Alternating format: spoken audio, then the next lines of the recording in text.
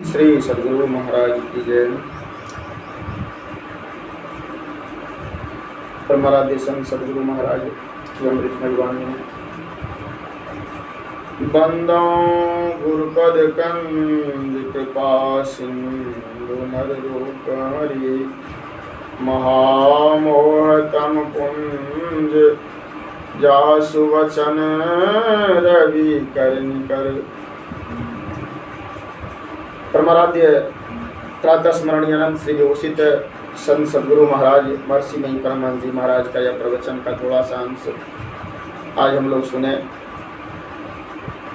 गुरु महाराज कहते हैं कि योग के नाम से लोगों को डरना नहीं चाहिए, ज्ञान को भी अगम्य न जानना चाहिए। योग मिलने को कहते हैं और ज्ञान जानने को कहते हैं। इधर ध्यान से सुनिए। योग के बिना मिल कैसे सकते हैं और ज्ञान जाने बिना मिलेंगे किससे? हम लोग सत्संग करते हैं, यह ज्ञान का उपार्जन है। जो बाहरी सत्संग करते हैं, गीता उपनिषद वेद महापुरुषों की वाणी को सुनते हैं, गुरु महाराज कहते हैं यह जो है इससे ज्ञान का उपार्जन करते हैं। और ध्यान जो करते हैं, ध्यानाभ्यास जो करते हैं, यह योग है। योग चित्त वृत्ति के निरोध को कहते हैं। चित्त में जो बहुत सारी वृत्तियां संसार का आ रहा है, इसको यदि हम निरोध करते हैं, रोकते हैं, निरोध मतलब रोकना,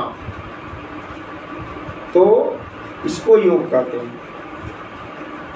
हम खूब ध्यान करते हैं, बैठ करके 8 घंटा 10 घंटा बैठे हुए हैं, लेकिन यदि अपने मन और चित्त को हम नहीं रोक सके तो सत्संग नहीं हुआ, गुरुमाज कहते हैं। आप लोगों ने सुना होगा कि हठ योग में बहुत आसन आदि लगाने पड़ते हैं। घर को छोड़े बिना नहीं होगा। जो पूर्ण वैरागी होगा, ब्रह्मचारी होगा, उसी से होगा। किंतु संतों ने ऐसा नहीं कहा। संतों ने कहा कि हठ योग किए बिना भी ईश्वर की प्राप्ति होती है, किंतु हाँ, संयमी होकर रहना होगा। भगवान श्री कृष्ण ने भी गीता में कहा युक्ताहार विहारस्य, है ना। तो यहाँ संयमित यानी कि समय पर जगना, जिसका आहार व्यवहार नपातुला है। कभी बहुत खा लेना, कभी कुछ नहीं खाना, ऐसा नहीं। बहुत सो लेना, जिसका आहार व्यवहार संयमित है। तो गृहस्थ आश्रम में भी होगा। गृहस्थ रहो या विरक्त रहो, दोनों से होगा। संयमी होने का आशय है मित भोगी होना, स्वल्प भोगी होना। जो भोगों से में विशेष आसक्त है वह भोगी है, उससे संयम नहीं होगा।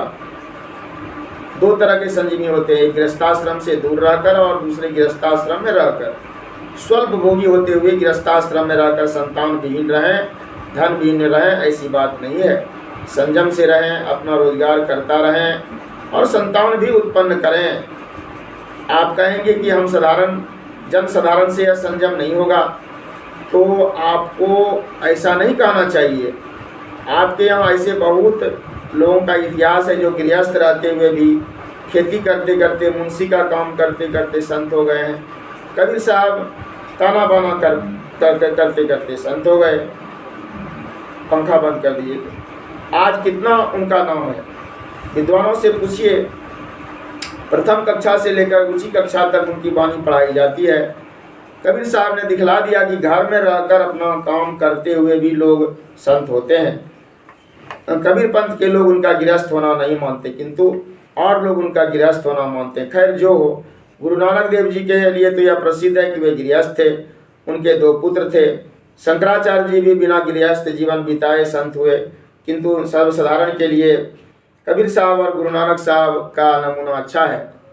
आज भी मंदार पहाड़ के नज़दीक भूपेंद्र नाथ सान्याल जी बड़े भारी विद्वान हैं, जो बड़े संयमी और साधु संत के से कम दर्जा नहीं रखते हैं। आज जो राधा स्वामी मत प्रचलित है, उनके लोग भी गृहस्थ हैं।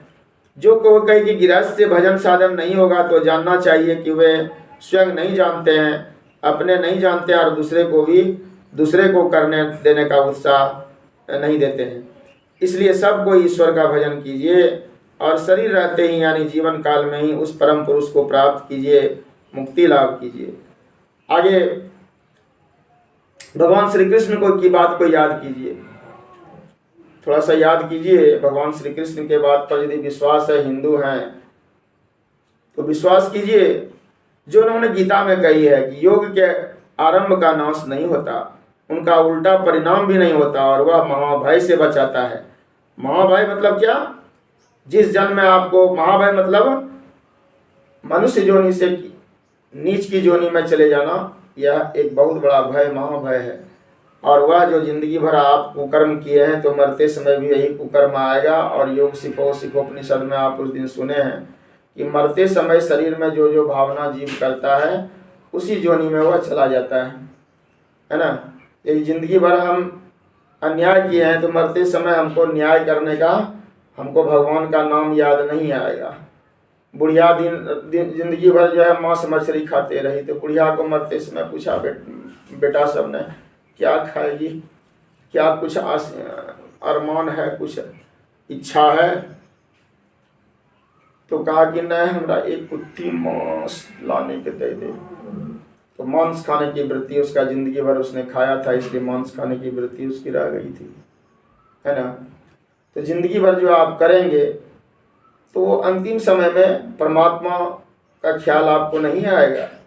आपको जो किए हैं अन्याय, वही सब अंतिम समय में ख्याल आएगा, है ना। इसलिए भगवान श्री कृष्ण के बात को बोलते हैं कि याद कीजिए सुबह सुबह और दिन अपना मंगल में बिताइए। जिस जन्म में आपको मालूम स्वयं हो जाए कि यह जड़ है और मैं चेतन हूँ, उसी जन्म में आपको ब्रह्म निर्माण हो जाएगा। भगवान श्री कृष्ण ने कहा कि जो थोड़ा भी योग ध्यानाभ्यास करेगा, थोड़ा भी योग और ध्यानाभ्यास करेगा, ये गीता की वाणी है, तो शरीर छूटने पर बहुत दिनों तक स्वर्ग आदि सुख भोगेगा।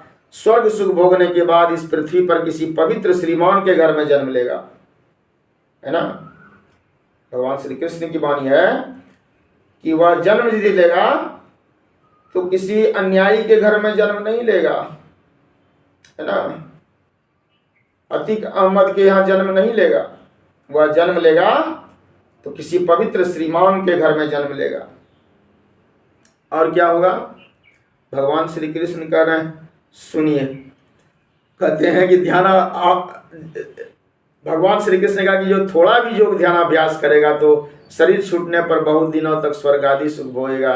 स्वर्ग सुख भोगने के बाद इस पृथ्वी पर किसी पवित्र श्रीमान के घर में जन्म लेगा, अथवा योगी के कुल में जन्म लेगा, और पूर्व जन्म के संस्कार से प्रेरित होकर योगाभ्यास करने लगेगा, और करते करते कई जन्मों में मुझको प्राप्त कर लेगा, और मुझ में विराजने वाली शांति को प्राप्त कर लेगा।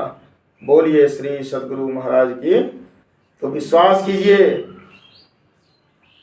यह पृथ्वी आपके ताकत से नहीं घूम रहा है, इसको सही सत्ता को संचालित करने वाला एक ईश्वर कोई है। इसलिए कुछ समय निकाल करके जरूर अवश्य सुनिए, समझिए। मनुष्य शरीर में आए हैं, ये पशु शरीर में आए हैं। और इसी बात के साथ बोलिए श्री सद्गुरु महाराज की जय।